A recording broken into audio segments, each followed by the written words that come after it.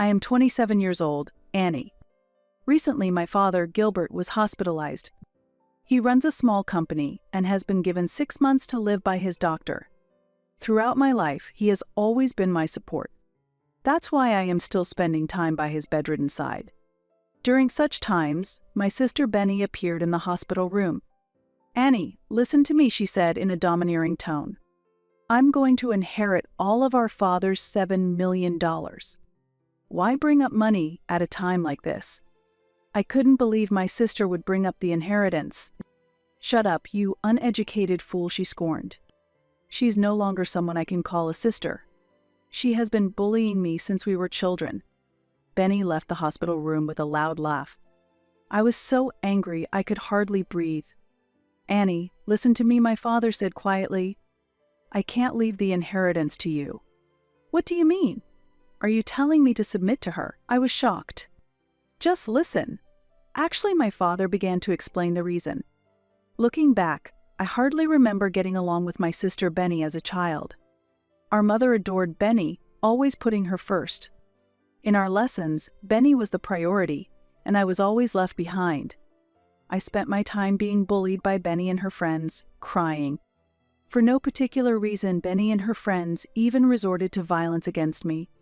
But my mother always took Benny's side. "There's no way your sister would do such a thing," my mother would insist. But, my sister," I pleaded, but instead of comforting me, my mother would just scold me. The worst part was that I was in the same school commute group as my sister. Even thinking about it now, it was a truly horrible situation. I don't know what Benny told everyone, but because of that, I was harassed by many older students. School was just a place of agony. I liked studying itself, but going to school was really tough. At school, I was bullied by Benny and her followers, and treated like a problem child by the teachers. Every time my mother was called to the school, I would come home to hear harsh words from her. Those days were like a living hell, truly a nightmare. I couldn't trust anyone, and there was no one I could rely on. I hated everyone: my mother, my sister, her friends, and the teachers. But there was someone I could depend on. That was my father. He ran a small factory. Though it was a small company, it was growing every year, thanks to my father's ingenuity and ideas.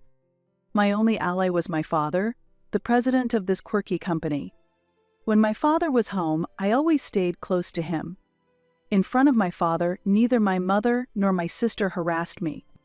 Being by my father's side was the only place where I felt safe. It seemed that my father understood as well, for he always kindly accepted me when I cried and clung to his pants. He would also sternly reprimand Benny. When I was in high school, my father called out to me, "Annie, from now on I will be busier and won't be able to be with you all the time. No matter what Benny does to you, don't give up. Study hard and become strong." My father told me. "Yes, I'll try my best. I'll study hard so I won't lose to my sister." As a high school student, I understood. The only way to escape this life was to continue studying persistently. Even if I sought help from someone, somehow Benny would be the one praised. That's why I was determined to rise up on my own. Thanks to my mother paying for my tuition, I attended cram school and studied desperately. As a result of my efforts, I was able to pass the entrance exams to a top university. I achieved a higher level of education than Benny, who graduated from a third-rate university that only the rich attend. However, my sister told my friends and neighbors. Annie herself said that she only passed the university exams by cheating. It's really embarrassing to have a sister who doesn't make any effort and gets in through the back door using money. Because of this, my friends drifted away, and the local ladies started to look at me coldly. Despite that, I continued to study hard without being discouraged. I endured the harassment from Benny with patience and did not give in. As a result, I was able to achieve my dream of obtaining a lawyer's qualification. When I became a lawyer, my mother sided with Benny and made snide remarks. "You must have cheated, right? Can you really be a lawyer? There's no way you can do that," my mother coldly said. I decided it was a waste of time to care about their comments and ignored them. That was also a part of my strength. I became mentally stronger, not losing to baseless rumors. Benny, who only has a social standing but no real strength, was very different from me. My father praised me as well. You've done very well, truly admirable. Just like my daughter should be. You can become even stronger, and you are my pride. Then Benny appeared and said, You probably can't do it after all, right? Can you really handle being a lawyer? Since you got your qualification by cheating, you should quit being a lawyer before you cause trouble for others.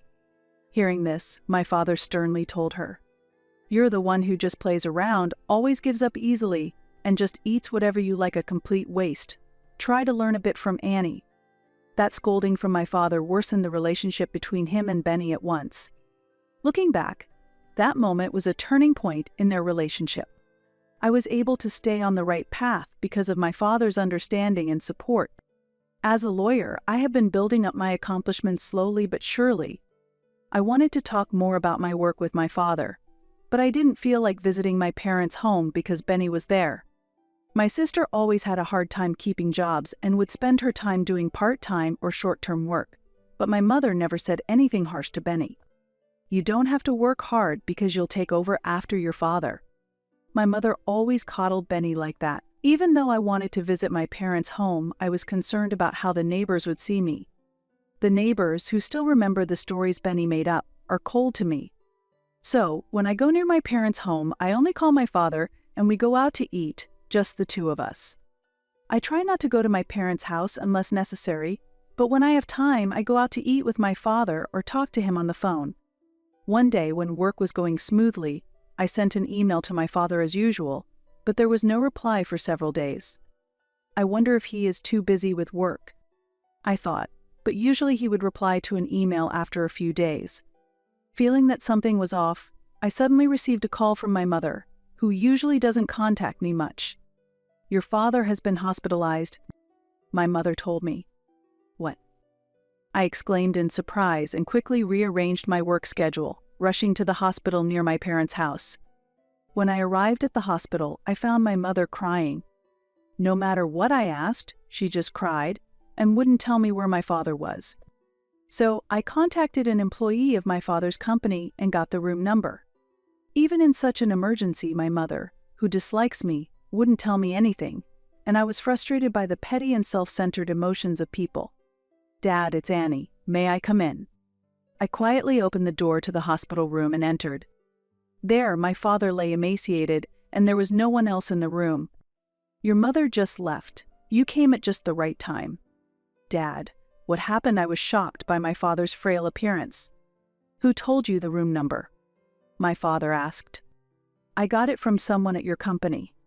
I see. Don't worry, I'll be all right. I'll be back to work soon, he said while coughing. But he didn't look like he could return to work anytime soon. As I was about to leave the hospital room, a doctor approached me.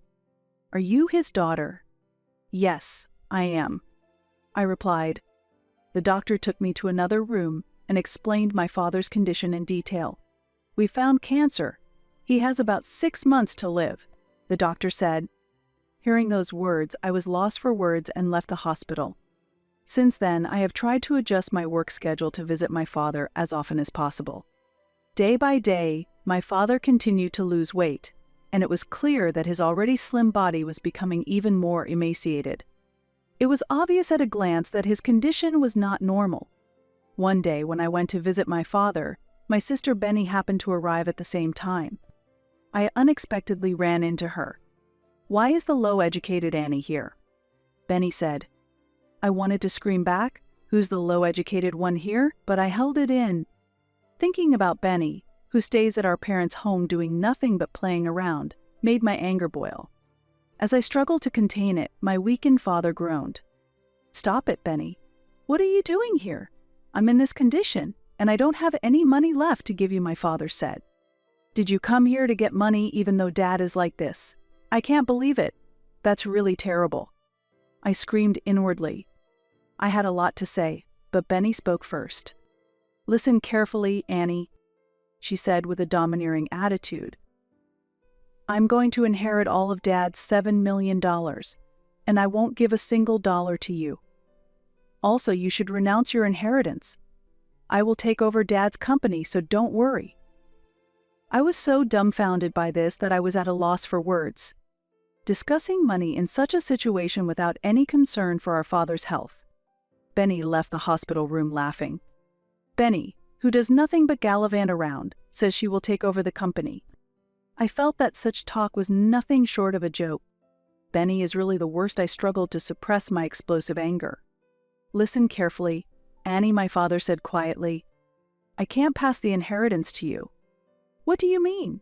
Are you saying I should just submit to someone like her? I was shocked. It's okay. I couldn't hide my disturbance. Could it really be that my father has no intention of leaving me the inheritance? I told myself that receiving the inheritance isn't everything. Why is that? Just listen. Actually, my father began to explain the reason. After hearing about the current state of the company, I was at a loss for words. Listen, no matter what happens, don't even think about trying to inherit the estate. Okay. It's getting dark outside. You should go home now. You have work tomorrow, right? Prompted by my father, I returned to my apartment, which was a little distance away. The next morning, I was so busy with work that I didn't even have time to email my father. Later, my father's condition suddenly worsened, and although he had been diagnosed with only 6 months left to live, he passed away 2 months earlier. During the funeral, at the family meeting, I complied with my father's wishes and agreed to let Benny inherit everything. I confirmed the will with the lawyer in charge, and it too stated that all the inheritance should go to Benny. Hearing this, not only Benny but also my mother blamed me. A cunning person like you could never handle being the president of the company. That's right, both the company and the inheritance are all mine. Unfortunately for you, you'll be poor from now on. Benny continued. They said this without even knowing how much a lawyer earns. I left my parents' house in dismay. I probably won't return there ever again. The house had an air of neglect about it. I participated in my father's funeral only minimally and returned to work the same day. One day during work, I received a call from an unfamiliar number. It wasn't a number from any client, so I didn't answer the phone. I had a pretty good idea who it might be. It was probably Benny. However, I was curious how she found out the main number of the law firm I worked for. One day, Benny did call through the main office number, but I was extremely busy at the time, barely having time to eat. Who could it be at such a time? I wondered as I answered the phone, only to be greeted by yelling from the other end. You knew about it, didn't you? Excuse me? Who is this? Start with your name at least. It's me, Benny. Benny? I don't know any Benny. Shut up, you're annoying, Benny yelled. So, what do you want? I'm busy. You knew Dad had debts, right? What does it matter if I knew? What do you want now?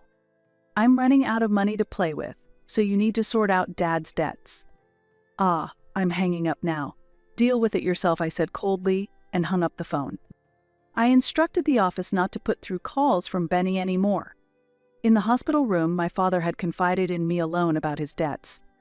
Benny had assumed the inheritance was $7 million and never dreamed that there was also $10 million in debt.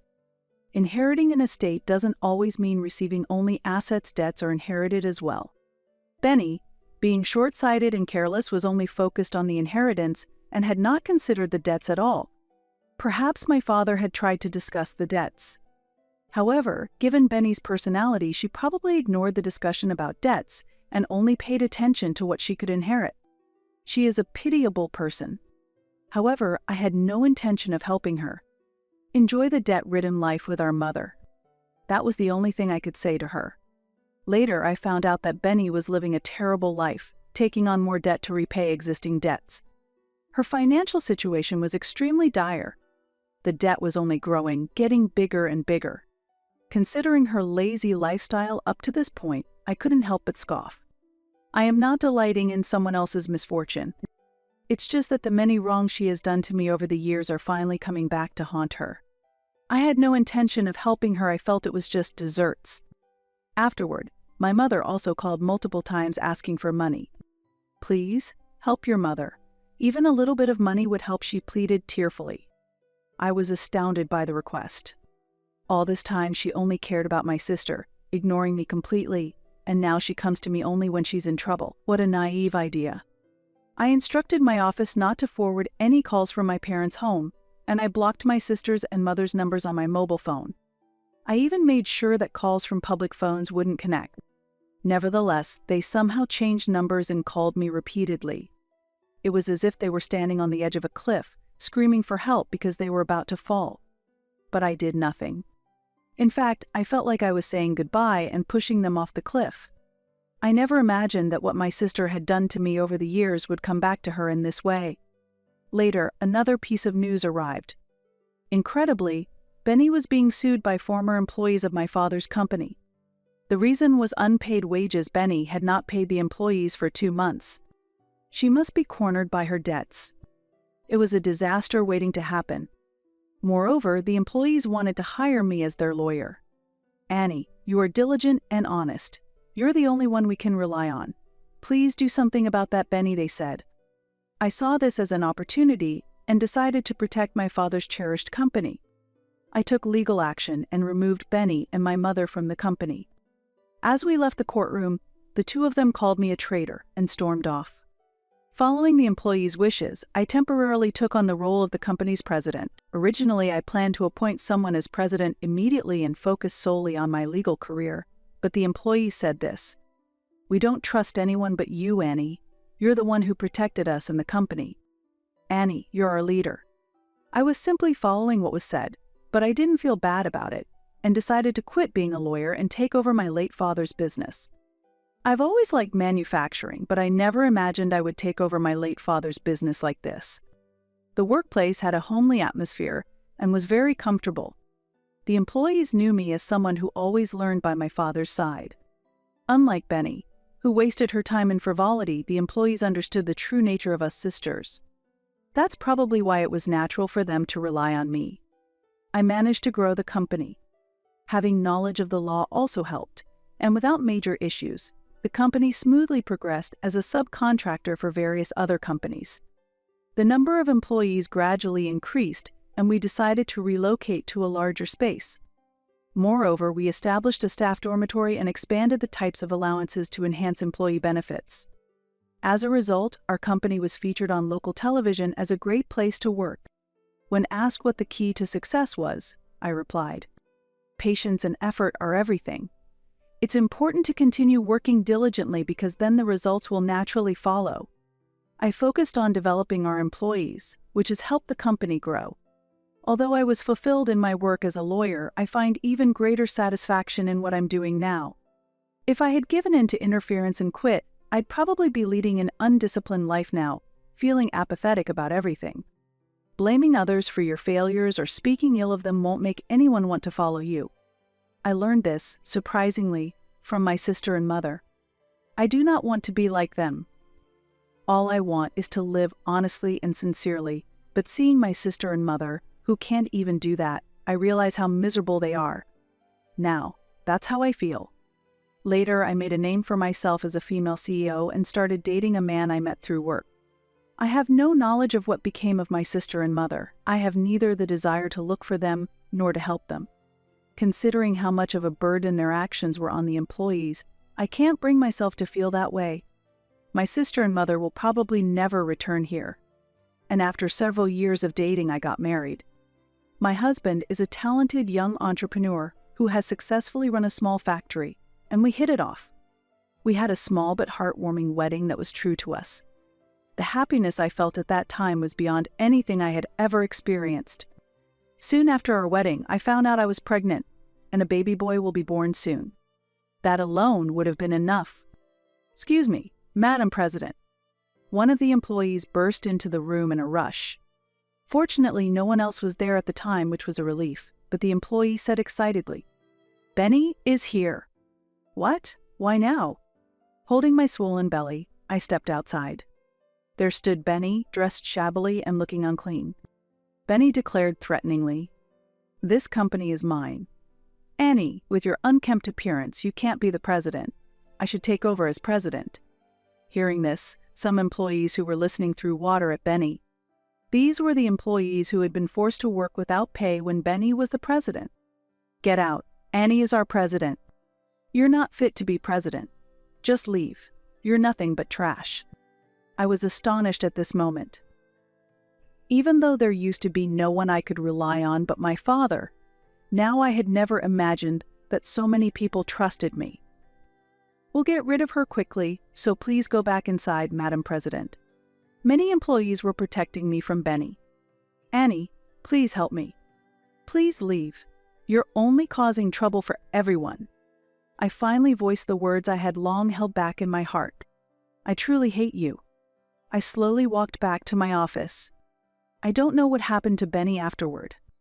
And then, I gave birth to a healthy boy and received warm congratulations from everyone around me. Since I started working on rebuilding the company as its president, the expressions of the employees visibly changed.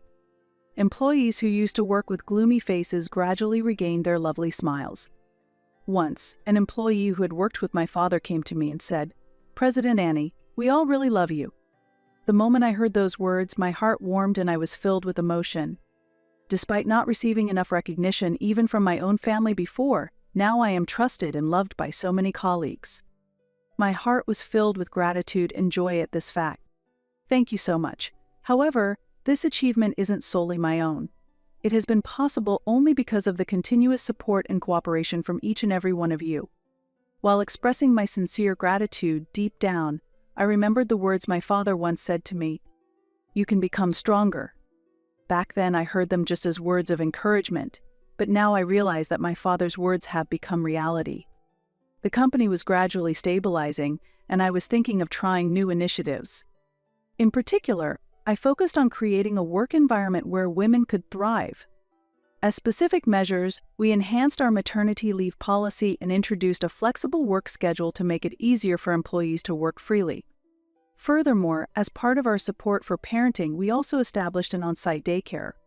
These initiatives have attracted attention both internally and externally, and are especially appreciated by our female employees. Thanks to you, Madam President, I can continue working even after having children, one female employee told me with emotion in her voice. Tears of gratitude welled up in her eyes, and in that moment, I deeply felt the significance of my role as the president of the company. Being president had become about more than just sustaining the company. Seeing how company policies directly improved people's lives and guided them towards a better future was an immense joy, and brought a profound sense of responsibility. However, this journey hasn't been entirely smooth sailing. Once an employee who had worked with my father approached me and said, "President Annie, we all really love you." At that moment, I felt a warmth in my chest and was overwhelmed with emotion. Despite not getting enough recognition from my own family, now I was trusted and loved by so many colleagues. This fact filled my heart with gratitude and joy. Thank you very much. However, this achievement is not solely my own. It has been possible because of the relentless support and cooperation from each one of you. While expressing my sincere gratitude, I remembered the words my father had once said to me, "You can become stronger." At the time, I took it as just words of encouragement, but now I realize that my father's words have become a reality. The company was gradually stabilizing, and I was thinking about new initiatives. Especially, I focused on creating a work environment conducive to women. At the company, we implemented more comprehensive maternity leave and introduced flexible working hours to make it easier for employees to manage their schedules. We also set up a daycare center as part of our parenting support. This environment garnered attention both inside and outside the company, and it was particularly well received by our female employees. Thanks to you, President, I can continue working even after having children. One female employee told me with a trembling voice filled with emotion. Tears of gratitude appeared in her eyes, and at that moment, I deeply felt the significance of my role as the president of the company. The job of a president had become more than just sustaining the company. Seeing how company policies directly improved people's lives and guided them towards better futures was an immense joy and brought a profound sense of responsibility. However, this path hasn't been entirely smooth sailing. In particular, as a young female president, I often faced opposition and criticism from traditional viewpoints within the industry. Is it really okay to have such a young female president? And she'll probably give up soon, were negative comments that occasionally reached my ears. Yet, no matter the criticism, I was never discouraged. I remained strong because of the importance of perseverance taught by my father and the experience I had gained from my efforts. During this time, I was unexpectedly contacted by the local Chamber of Commerce. "President Annie, could you give a talk at our place? We are running a program to support female entrepreneurs." The request was so sudden that I hesitated at first about what to answer. However, upon reflection, I grew increasingly convinced that my accumulated experiences could be valuable to women who were aspiring to start their own businesses. Moved by this thought, I decided to accept the invitation to speak. On the day of the event, as I entered the venue, many women sat with faces full of anticipation. I took this opportunity to honestly share my past experiences. Specifically, I talked about my complex family background, the criticism and difficulties I faced from society, and how I overcame each of these challenges. After the talk, a woman hesitantly approached me. "Actually, my family is opposed to me starting a business. But hearing your story, President Annie, I've decided not to give up," she said. I remembered the similar situations I had faced myself and told her, "You'll be okay.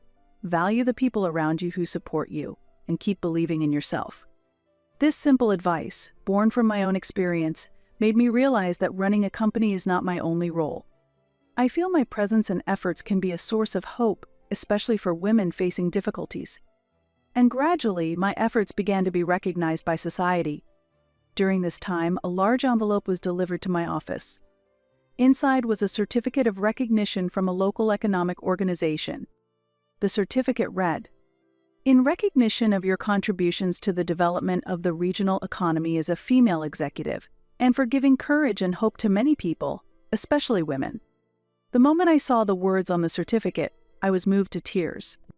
If my father were watching from heaven, I truly felt he would be proud of what I had accomplished.